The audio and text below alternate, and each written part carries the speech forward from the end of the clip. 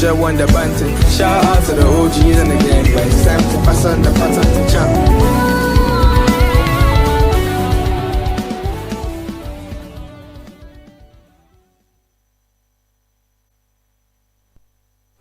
This guy is so good that there's nothing Juju can do about it, right? And yeah, I know he doesn't want to give reference to father, like son, whatever, but I'm seeing Wizkid in him. I don't know, you know, Wizkid is such a very chill artist, so soft, you know, and that's exactly how his son sings, like. That's beautiful, and I'm so happy that he could acknowledge that his mom is his biggest supporter, family, friends, you know. A 40-year-old guy singing like this, I'm super proud of him. I mean, in fact, people in the studio are already shouting, he has a fan already. Okay, the regulator overseeing Australia's world first teenage social media ban on Wednesday rejected the technological exceptionalism championed by mostly US-based platform and said a groundswell of American parents wanted similar measures to mitigate what she called harmful design features that addict children to social media platforms. E-Safety Commissioner Julie Inman-Grant said Australia was entitled to restrict access to social media just as it applied safety rules to any other industry, and added that many American parents should have heard from had decried a lack of equivalent guardrail there. The comment showed the regulator framing the Australian law as a step towards a common goal and shrugging off complaints by some of the world's biggest tech firms and senior US lawmakers who have called the Australian law with its corporate fines of up to $49.5 million a threat to free speech. Now, ahead of Australia's law requiring social media platforms to block people under 16 taking effect on Wednesday, which is today, a U.S. Congressional committee said it wants Inman-Grant to testify, describing her as a foreign official challenging the First Amendment. All 10 platforms covered by the ban, including Meta's Instagram, TikTok, Snapchat, and Alphabet's YouTube, have said they will be complying. All right, let's listen to what she said.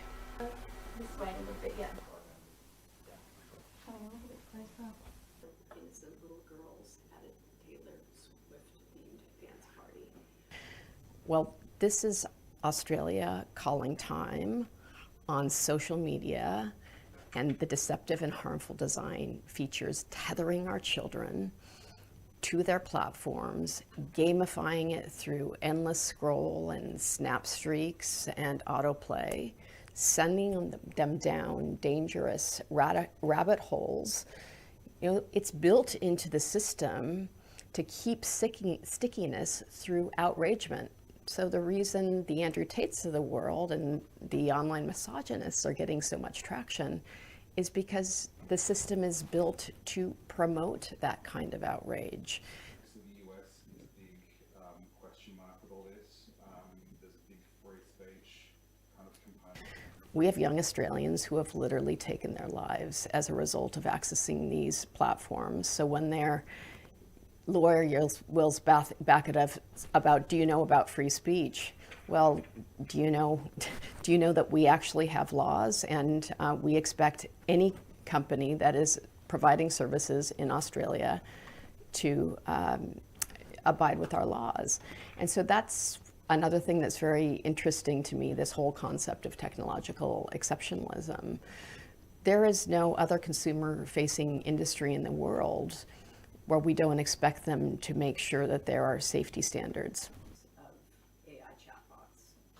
So in March, all of these, I think the harms could be much more catastrophic, and we won't be able to put that genie back in the bottle. Nothing that we do here in Australia undermines the freedom of speech of Americans, while the tech giants are extracting our citizens' data and commodifying our kids, and which is why we have these expectations of safety.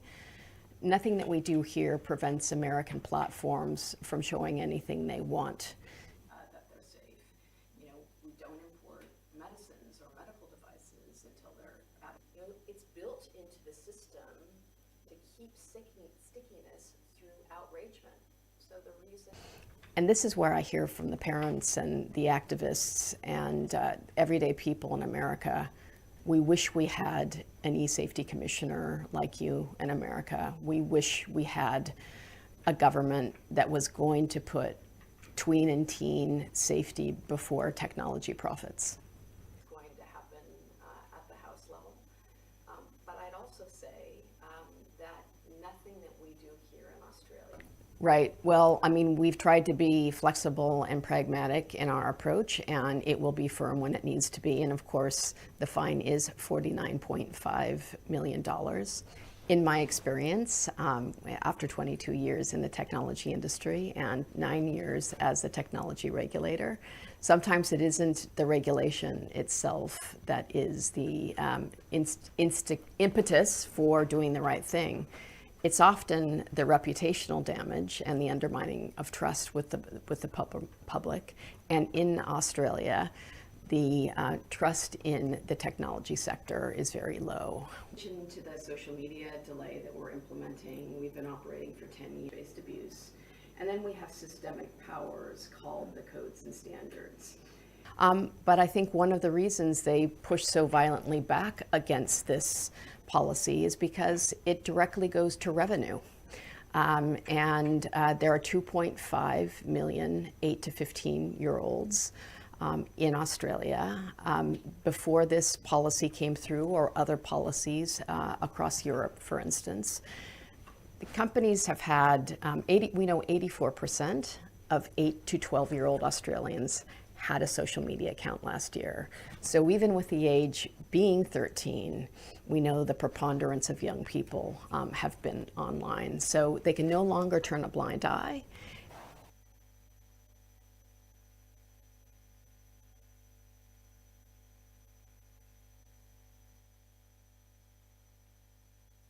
A Paris raffle offering the chance to win an original Picasso painting valued at €1 million for just €100.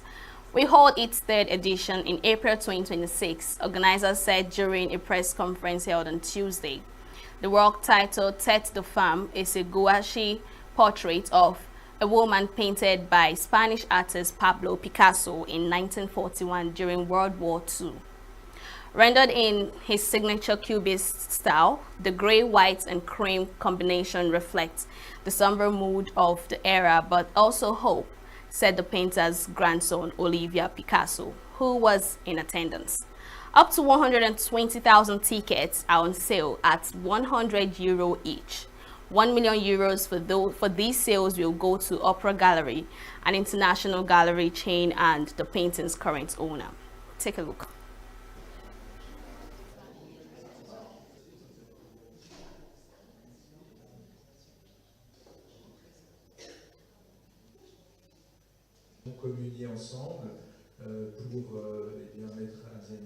I'm very pleased and honored to join the promotion of this operation because it reminds me of my grandfather's generosity for his family, for his friends, but also for big causes, and especially during the Civil War in Spain or the Second World War.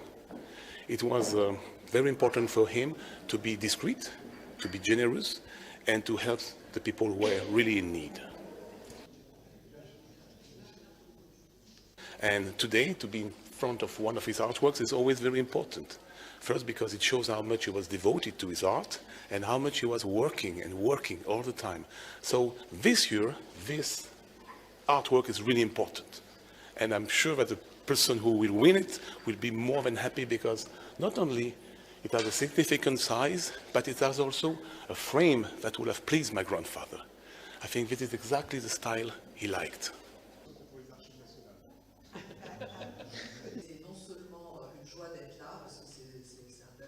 Je remercie toutes les personnes ici présentes parce que vous êtes tous. On n'a plus besoin de raconter qui, quoi, comment. de la recherche qui va sortir réellement de cette opération? Yeah, the concept is very, very simple. You can buy a ticket for 100 euros and you can win a Picasso that is valued 1 million euros. And there will be one winner, that's for sure. But if you don't win, you will have given 100 euros to Alzheimer research.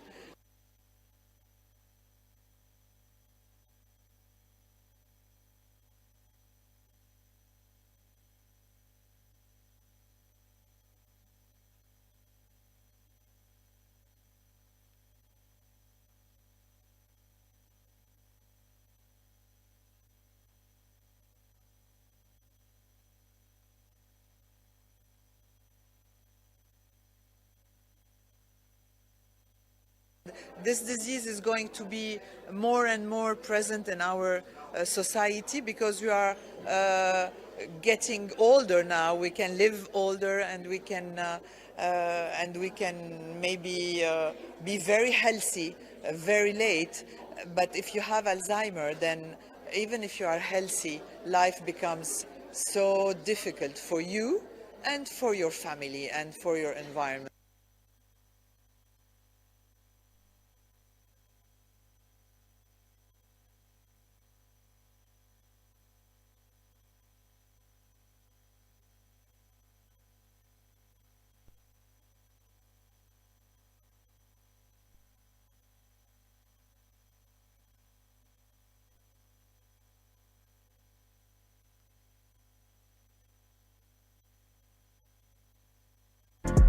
Get plugged into the heartbeat of entertainment on The Hub, your ultimate show on e-vibes. From trending stories and social media drama to top charting music, must-watch movies and exciting moments from the world of arts, we've got it all. Join us for unmissable conversations with your favorite entertainment personalities, plus fun segments every week. So I should try harder. So, Okay, I don't know that one. outfit of the day. Oh, I don't do that. Oh. That's some Gen Z stuff. Oh, now you say it's a Gen Z stuff. It's everything you love about entertainment, served fresh every week at 1 p.m. with weekend repeats just in case you missed it. The Hub's on e-vibes, where the vibes never stop. Only on Signature TV.